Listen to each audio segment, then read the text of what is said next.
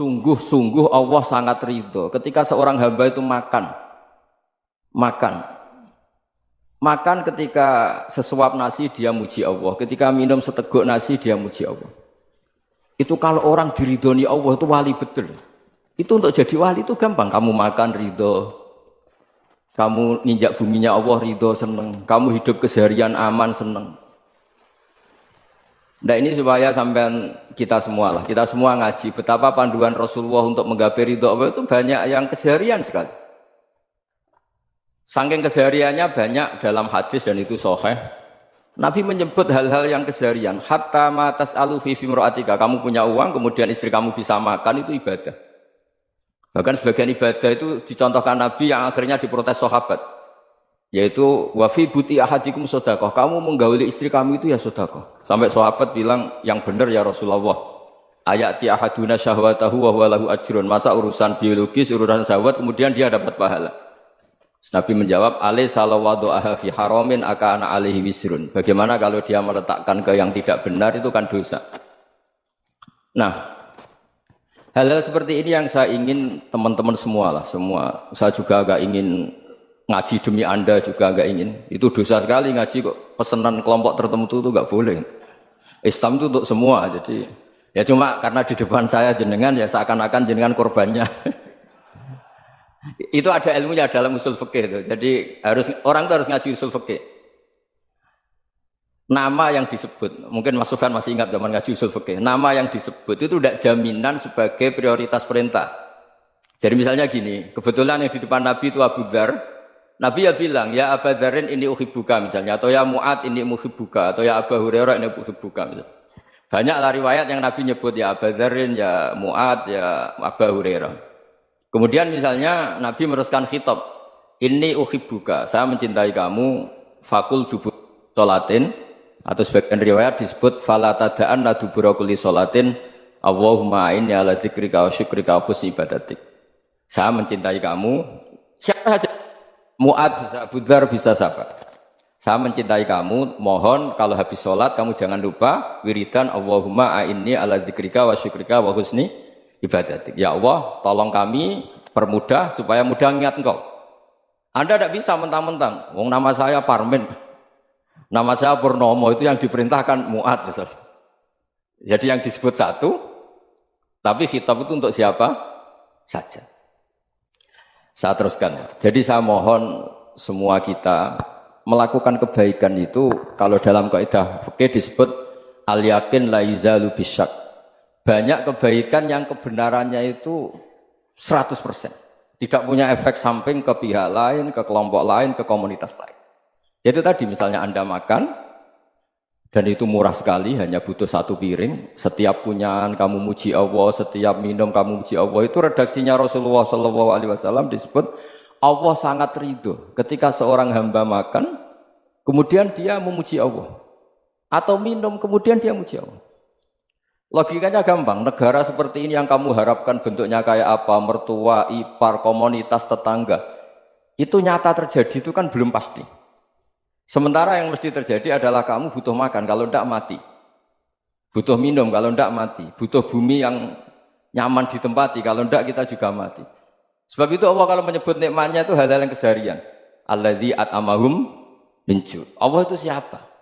Allah itu yang menciptakan kamu bisa makan. Tidak berlebihan, Allah itu yang menciptakan kondisi sosial itu ideal. Zaman Nabi itu ya ada orang munafik. Orang-orang pilihan Allah itu juga diuji orang sekelilingnya yang macam-macam. Semua diuji sesuai konteks zaman dan waktu. Nah, tapi ada ibadah-ibadah yang selalu disarankan Nabi. Sampai Nabi itu pernah ditanya, ayul islami khairun ya Rasulullah, Islam terbaik itu gimana? Jawaban Nabi itu unik. It'amut to'am. Islam terbaik itu ya makan-makan, santai-santai. Ketika Allah menyebut beberapa kebaikan, falak tahamal akobah, wa ma adrokan apa? Mal akobah. Terusannya apa? Fakku rokobah. Terusannya apa? Au it'amun fiyaumin di masubaya. Atau acara makan-makan itu juga Islam. Kenapa? Ya bayangkan kalau tidak ada makanan, kita mati kan?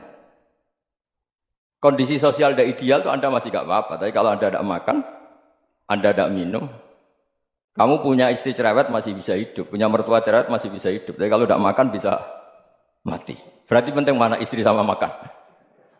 Penting mana? Makan. Semoga istri Anda dengar. Nanti kamu disuruh makan tapi pulang deh. Itu kalau dibahasakan makan masih memahami. Penting mana nasi satu piring dengan istri. Nggak ada nasi mati, nggak ada istri belum mati. Penting mana? Gak berani jawab kan? Nah, ternyata Anda ada garang kan di depan istri. Jadi saya mohonlah, mungkin Mas Sufyan Sauri tadi yang bisa bantulah. Teman-teman tuh ngaji yang keseharian saja. Karena kita nyari ridha Allah itu berdasar firman Allah. Dan firman Allah itu menyebut keseharian tuh riang, gampang. Yaitu tadi misalnya wa min ayatihi manamukum billaili wan nahar. Termasuk ayat-ayat Allah itu kamu tidur. Maka dulu itu ada guyonan, ada tokoh Mu'tazilah, kelompok dalam Islam yang berpikir manusia itu bisa menentukan ikhtiarnya sendiri. Karena saya bisa duduk, ingin duduk, ingin berdiri, berdiri. Karena kelompok ini nggak terima kalau semua kehendak Allah, nanti bagaimana kalau semua kehendak Allah kok ada hisab ya, ada sanksi. Lucunya itu dia akhirnya, ini cerita ya, mencintai seorang perempuan, cantik sekali. Dan itu dia menjadi ahli sunnah itu oleh hal-hal yang sepele.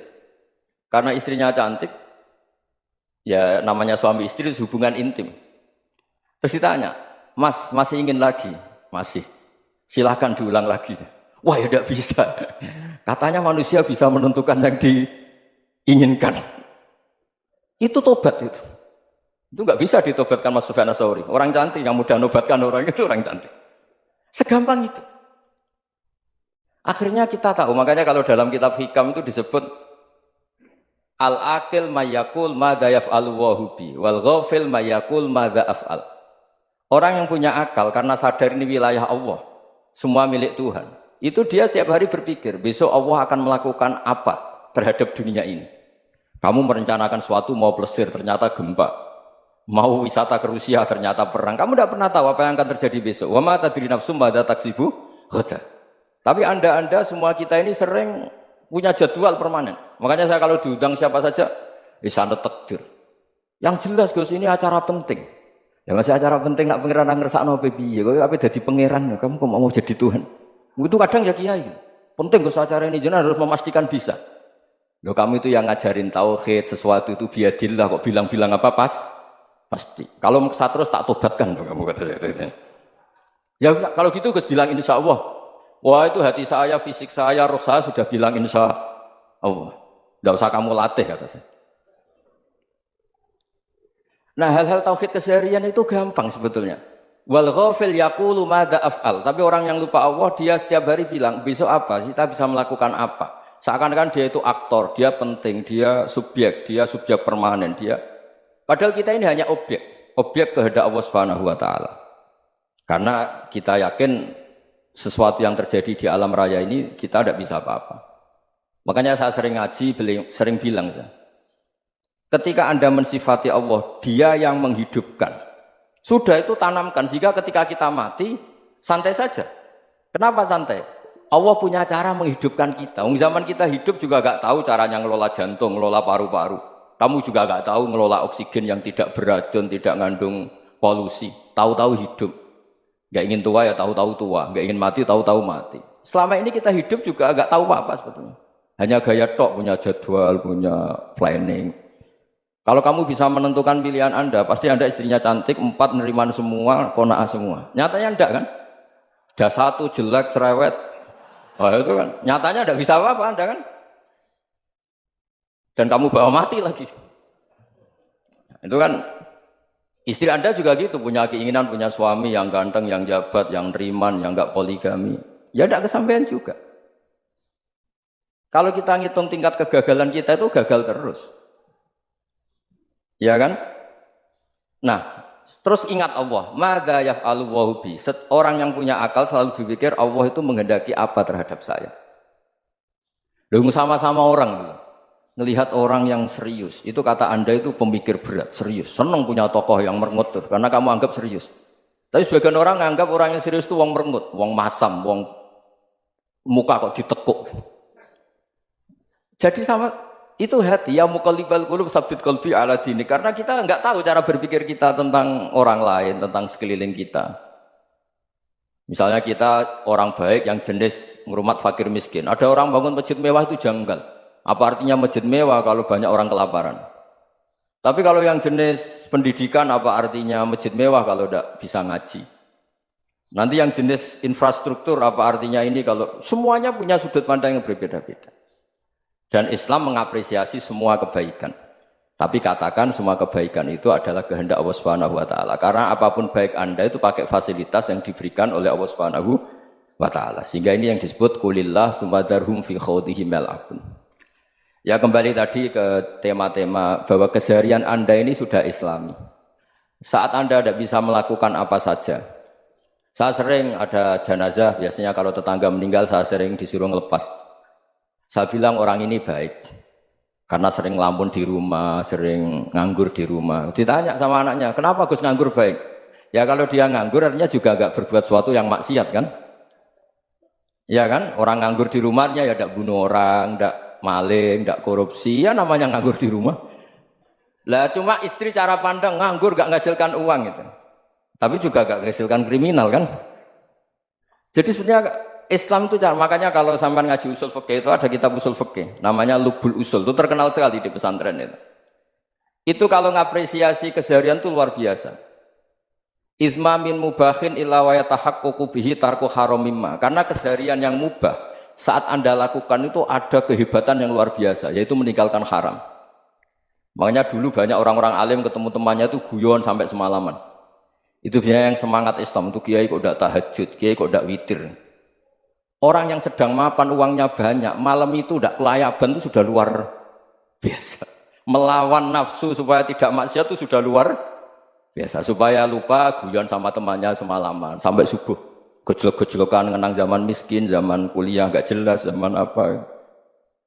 Melihatnya jangan tarkut tahajud. Seperti ini meninggalkan tahajud, tapi meninggalkannya ini talkul muharramat.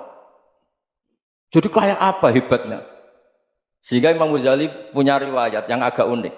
Hatta takuna ibadatu akhiri hadil ummah iku an-naum. Sehingga suatu saat ibadah terbaik umat ini itu tidur.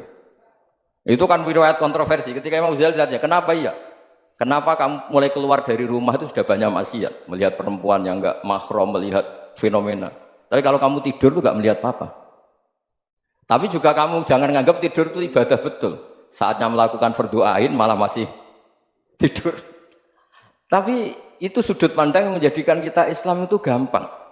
Jadi saat Anda tidak bisa aktivitas apa-apa, misalnya ada beberapa orang yang lumpuh. Lumpuh itu memang nggak bisa Jumatan, nggak bisa ibadah, tapi dia juga nggak bisa maksiat. Tidur itu memang Anda saat itu tidak bisa tahajud, tidak bisa witir, tapi saat itu ada zina, ada maling, tidak gosipkan orang, tidak bully orang, tidak menanamkan kebencian, tidak hasud. Sehingga tidur menurut Allah Ta'ala wa min ayatihi manamukum billaili apa? Wan-nahar. Karena di tidur itu selain ada unsur istirahat, jaga kestamina, juga ada unsur meninggalkan beberapa keburukan. Nah saya mohon ibadah yang keseharian ini kita jaga. Supaya kita semua baca ayat itu fasih. Fasih itu tertanam di hati. Allah itu siapa? Alladzi at'amahum min ju'i wa amanahum min khauf. Dan Allah kalau cerita di Quran itu anna sababnal ma'a sabba thumma syaqaqnal ardha wa syaqqa fa ambatna fiha habba wa inaba wa qadba wa zaituna wa nakhla wa hadaika hulba. Kamu tahu saya ini siapa kata Allah? Saya ini adalah Tuhan yang menurunkan air, kemudian ada tanaman banyak. Habba wa inaba wa qadba, ada zaitun, ada tin, kalau orang Jawa mungkin ada tela, ada padi, ada mangga, ada pisang. Sudah. Wa inaba wa zaituna wa nakhla wa hadaika hulba, ada perkebunan yang lebat. Tujuannya apa? Mata Allahkum, silahkan kamu pakai, kamu nikmati. Tapi karena kadang kita ini punya ide-ide besar. Tadi untuk syukur saja nunggu punya istri riman, rumah baik, tetangga baik, komunitas baik, semuanya baik baru syukur. Lama-lama nanti ada di surga, syukurnya nunggu surga paling kelas A. Itu sudah ada yang menghuni Rasulullah, kamu nggak boleh di situ. Masa untuk syukur saja? Repotnya Masya Allah. Jadi mohonlah Quran yang kalau Anda hafalkan juz sama itu kan ada ayat-ayat yang kayak tadi. Ya, fal yanzuril insanu ila ta'ami. Coba lihat Apa yang kamu makan ya? Dari mana? Dan untuk mempertahankan hidup kamu keseharian. Jadi jangan kira ibadah itu harus membentuk komunitas yang versi Anda. Ibadah itu harus yang hal yang mulu-mulu. Kesehariannya Anda alami. Loh ini saya tidak bikin-bikin. Saya ngaji bukan karena berdasar pesanan. Itu ayat yang saya baca kan betul ada ayatnya kan. Fal yang dzuril insanu ila tu'ami. Anna sobabnal ma'ah sobba. Thumma syaqaqnal ardo syaqqa. Fa'ambasna fiha habba wa inabau wa qodba. Wa zaitunaw wa nakhla wa hadaika khulba. Terusannya apa? Mata'al lakum. Silakan kamu nikmati. Mata itu silakan kamu nikmati. Ya kayak sampean dikasih hidangan ya makan. Ya sudah makan, habis makan ya minum, habis itu ngantuk ya tidur, ya sudah normal-normal saja. Kayak apa indahnya Islam? Tapi Anda mencari Islam yang gimana lagi? Nah itu yang diajarkan guru-guru kita, diajarkan sanad kita sampai Wali Songo, sampai Rasulullah SAW. Bahwa pada akhirnya ada jihad, ada perang. Itu dulu memang perang, bukan membunuh, beda. Dulu kita dijajah Belanda ya perang dan itu normal karena kita dijajah. Jadi ketika orang lain ingin baik sama kita, wa in ahadum minal musyrikin astajaroka ya fajirhu hatta yasma'a kalam Allah. Kalau mereka ingin baik ya kita baik. Makanya ada istilah musta'man, mu'ahad. Kalau mereka ingin damai, berdampingan dengan kemajmukan ya itu yang lebih baik. Karena memang Islam menghormati proses perdamaian. Wa in janahu lis-salmi ya fajnah lah. Kalau ingin damai ya kita harus